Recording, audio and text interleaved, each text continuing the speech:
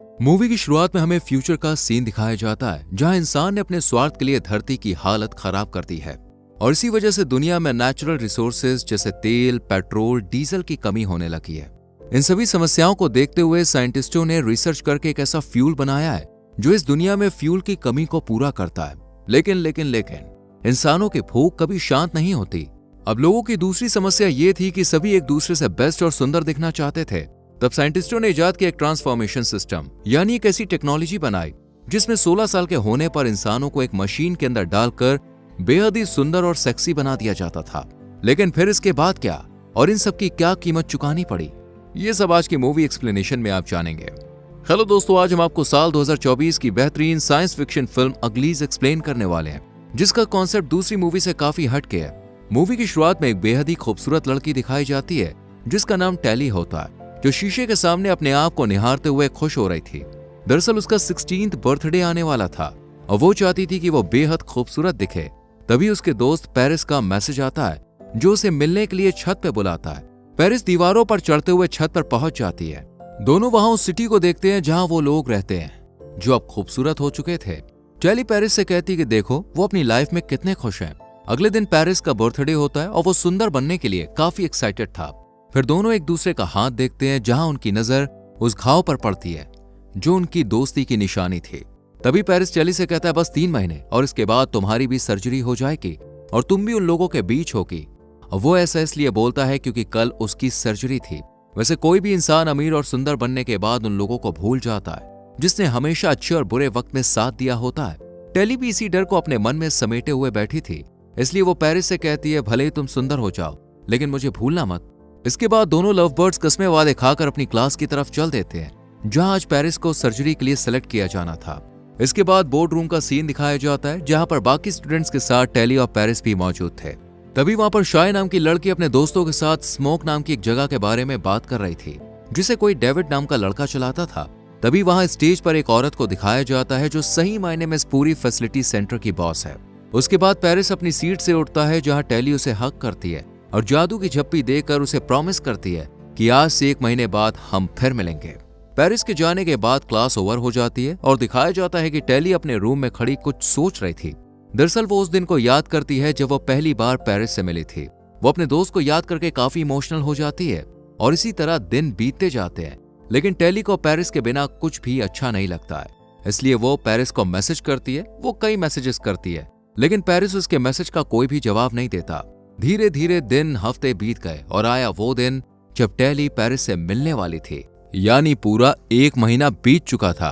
Tele की खुशी का ठिकाना नहीं था क्योंकि आज पूरे 1 महीने बाद टेली पेरिस से मिलने वाली थी। लेकिन इस स्पेशलिटी सेंटर से बाहर निकलने के लिए लोगों की आंखों में धूल झोंकना आसान नहीं था क्योंकि यहाँ पर सभी कैंडिडेट्स को एक रिंग दी गई थी जिसे वो हमेशा पहने रखते थे। लेकिन टेली भी कम होशियार नहीं थी, उसने भी यहाँ से निकलने की जुगाड़ सेट कर रखी थी और यहाँ से लुका छुपी खेलते हुए बाहर निकल जाती है। लेकिन ये क्या, जिससे मिलने वो ब्रिज के नीचे आई थी वो तो आया ही नहीं। ये देखकर वो बहुत दुखी होती है, लेकिन उसने भी ठान लिया था कि वो उससे मिलकर रहेगी, इसलिए वो पेरिस से मिलने उस सिटी में चली जाती है जहाँ पेरिस था और वो उसको ढूंढ भी लेती है। लेकिन ये बंदा पहले जैसा नहीं रहा, वो टेली को देखकर इग्नोर करता है। ये सब देखकर टेली को बहुत बुरा लगता है क्योंकि उसे ऐसी उम्मीद नहीं थी। लेकिन तभी टेली को कमरे में कैच कर लिया जाता है। इस वजह से टेली को वहां से भागना पड़ता है। जैसे तैसे वो वहां से जान बचाकर बाहर आ जाती है। लेकिन फैसिलिटी सेंटर में पहुंचने के लिए उसे फिर से जुगाड़ बैठानी पड़ती है और वो फैसिलिटी सेंटर के बाहर तक पहुंच जाती है। लेकिन तभी एक सिक्योरिटी गार्ड उसे देख लेता है। बट तभी वहां पर एक शाय नाम की लड़की आ जाती है जो कि स्केटबोर्ड में चैंपियन थी, यानी अगर ओलंपिक में उसे भेज दिया जाए तो 2-4 गोल्ड मेडल तो अपने नाम कर ही लेगी। खैर ये आकर टेली को बचाकर ले जाती है। इसके बाद दोनों अच्छी दोस्त बन जाती हैं। इस फैसिलिटी सेंटर की टेली वो पहली लड़की थी जिसने रंग बिरंगी चमचमाती दुनिया को अपने नए अवतार से पहले ही देख लिया था, इसलिए उसे सभी लोग काफी पसंद करते हैं। अब अगले सीन में दिखाया जाता है कि शाय टेली को स्केटबोर्ड चलाना सिखाती है। आगे दिखाते हैं शाय टेली को एक बुक देती है जिसमें ऐसी जगह की कहानी थी जिसे स्मोक कहा जाता था। ये लोग खेती करते हैं, अपना खाना खुद बनाते हैं, इवन अपने सारे काम खुद करते थे। अगले दिन टेली और शाय को आपस में बात करते हुए दिखाया जाता है जहाँ शाय उसे बताती है कि उसे सुंदर बनने में कोई इंटरेस्ट नहीं है, वो स्मोक जाना चाहती है। बुक पढ़ने के बाद टेली के मन में भी इस जगह को देखने की इच्छा थी, लेकिन साथ ही वो अपने बिछड़े हुए प्रेमी यानी प्यार से भी मिलना चाहती थी, इसलिए उसे सुंदर भी बनना था। लेकिन फिर भी वो वहां पे जाना चाहती थी, इसलिए शाय और टेली दोनों मिलकर नदी के किनारे पहुंच जाती है, जहां दोनों अपनी अपनी रिंग्स को पेड़ पर रख देते हैं। और वो ऐसा इसलिए करते हैं जिससे उन्हें कोई ट्रैक ना कर सके। आगे के सीन में एक वीरान सा शहर दिखाया जाता है, जहां दोनों पहुंच जाती हैं और वहां पर दोनों एक बंदे से मिलती हैं। ये सब देखकर टेली को बड़ा अजीब सा लगता है और वो शाय को टोकती है, लेकिन शाय टेली से कहती है कि उसे सुंदर बनने में कोई दिलचस्पी नहीं है, इसलिए वो यहाँ से जा रही है क्योंकि वो अपनी मर्जी से जीना चाहती है। उसके बाद अगले दिन का सीन दिखाया जाता है, जहाँ टेली का इंतजार खत्म हो चुका था और वो 16 साल की हो चुकी थी।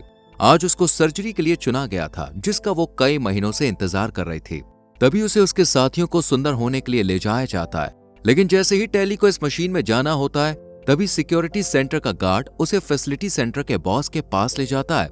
और वो इसलिए क्योंकि शाय लापता थी और ये बात सभी जानते थे कि टेली और शाय काफी अच्छे दोस्त थे, इसलिए उसे पूछताछ के लिए बुलाया जाता है। उससे पूछने पर भी टेली शाय का कोई राज उस लेडी बॉस से शेयर नहीं करती है, जिस पर वो लेडी बॉस नाराज हो जाती है और टेली की सर्जरी रोक देती है, जिससे टेली को बहुत बुरा लगता है।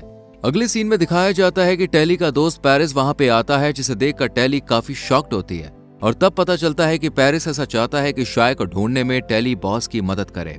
इसके बाद टेली बॉस के पास जाती है, जिसके बाद बॉस टेली को बताती है कि डेविड नाम का आदमी हमारी खूबसूरत दुनिया को खत्म करना चाहता है और अगर शाय ने उसकी मदद नहीं की तो वो शाय को मार देगा। टेली को ये जानकर काफी झटका लगता है, क्योंकि उसको इस बात की उम्मीद नहीं थी, इसलिए टेली अपनी दोस्त को ढूंढने के लिए निकल पड़ती है। लेकिन सेंटर वाले उसके सूट में ट्रैकर लगा देते हैं, जिसके बारे में टेली को कुछ भी पता नहीं होता है। टेली को याद आता है कि आखिरी वक्त शाय ने उसे एक पजल दिया था, जिसे टेली को सॉल्व करना था। वो उस पजल की मदद से आगे बढ़ती है। सबसे पहले वो रोलर कोस्टर की सवारी करते हुए एक रेलवे ट्रैक पर पहुंच जाती है। रेलवे ट्रैक का सहारा लेकर वो आगे बढ़ती है और पहाड़ चढ़ती है। पहाड़ पूरा खत्म होने के बाद वो एक खाई के पास पहुंचती है। फिर उसे एक बहुत बड़ा खेत मिलता है, जिसमें फूल होते हैं। ये वही फूल होते हैं जिनसे फ्यूल बनता था, जिसके बारे में हमने शुरुआत में जिक्र किया था। इसके बाद टेली उसी बगीचे में सो जाती है, लेकिन थोड़ी देर के बाद वहां पे आग लग जाती है, जिसे देखकर वो बेहोश हो जाती है। फिर वहां डेविड आता है। जब टेली को होश आता है तो वो डेविड और उसके दोस्तों को देखती है। यहाँ शाय भी मौजूद होती है, जहाँ टेली शाय से बोलती है कि ये जगह तुम्हारे लिए ठीक नहीं है, लेकिन शाय उसे बताती है कि तुम्हें एक बार इस जगह को भी चांस देना चाहिए। फिर डेविड वहां पे आ जाता है, जो बताता है कि वो जो खूबसूरत सफेद फूल है वो हमारी जमीन को बंजर कर रहे हैं। लेकिन टेली उसकी बात पर यकीन नहीं करती और कहती कि ऐसा नहीं है, वो तो हमें फ्यूल देने का काम करते हैं। इसके बाद दिखाया जाता है कि तीनों एक प्लेन में बैठकर आसमान की तरफ चले जाते हैं। तभी वहां बॉस के आदमी पहुंच जाते हैं। इसके बाद दिखाया जाता है कि शाय नीचे गिर जाती है, जहाँ पे आग लगी होती है। ये देखकर टेली भी अपनी जान पर खेलकर शाय को बचाती है, जिसके डेविड उसके दोस्त काफी इंप्रेस होते हैं। लेकिन डेविड के एक साथी को टेली पर शक होता है। वो कहता है कि हो ना हो उसी की वजह से वो यहाँ पर आए हैं, लेकिन डेविड इन सब बातों पर ध्यान नहीं देता और टेली को वहां से स्मोक ले जाता है, जिसे देखकर वो काफी खुश होती है और उन लोगों में घुल मिल जाती है। लेकिन उसे लेडी बॉस की वो बात भी ध्यान होती है कि उसे किसी हथियार को खोजना है और वो अपने मिशन पर लग जाती है।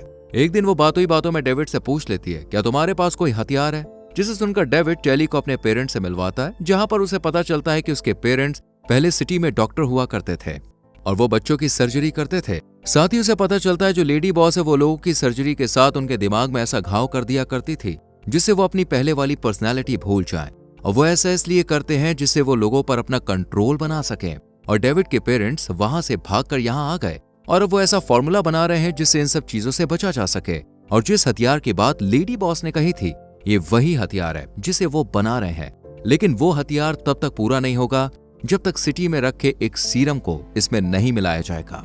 अब टेली सब कुछ समझ जाती है और उस लॉकेट को उतार कर फेंक देती है। टेली को अपने किए पर काफी पछतावा होता है। तभी लेडी बॉस के आदमी उस लोकेशन को सर्च कर लेते हैं जहां वो लोग थे।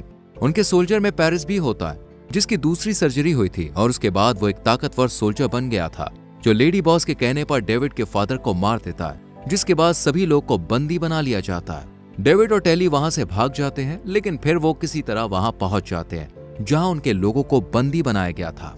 यहाँ पर सभी थे सिवाय शाय के। इसके बाद दिखाया जाता है शाय की सर्जरी हो चुकी है और वो अब बेहद खूबसूरत हो चुकी है। अब डेविड, टेली और उसके दोस्त को सर्जरी के लिए भेजा जाता है, लेकिन तभी वहां उनका एक और साथी आता है और वहां पर अटैक करता है, जिसकी वजह से उनकी सर्जरी नहीं हो पाती और डेविड की मां को वो सीरम मिल जाता है जिसकी वो तलाश में थे। जिसके बाद इस सीरम पर एक्सपेरिमेंट करने के लिए किसी एक व्यक्ति की जरूरत थी। तब टेली अपने ऊपर सर्जरी करवाती है। उसके बाद टेली की सर्जरी हो जाती है, जिसके बाद टेली को बहुत खूबसूरत रूप में दिखाया जाता है और यहीं पर फिल्म खत्म होती है। अब आप सोच रहे होंगे कि टेली की सर्जरी के बाद एक्सपेरिमेंट कैसे होगा, तो उसके लिए आपको बता दें टेली ने अपने हाथ पर एक घाव छोड़ा था जिससे वो उसे पहचान लेंगे। तो दोस्तों, आपको इस मूवी की एक्सप्लेनेशन कैसी लगी कमेंट सेक्शन में जरूर बताएं। वीडियो को लाइक और शेयर करें और चैनल को सब्सक्राइब करके बेल आइकॉन प्रेस करें जिससे आने वाली वीडियोस मिस ना हो। मिलते हैं आपसे अगली वीडियो में। Till then bye bye, take care.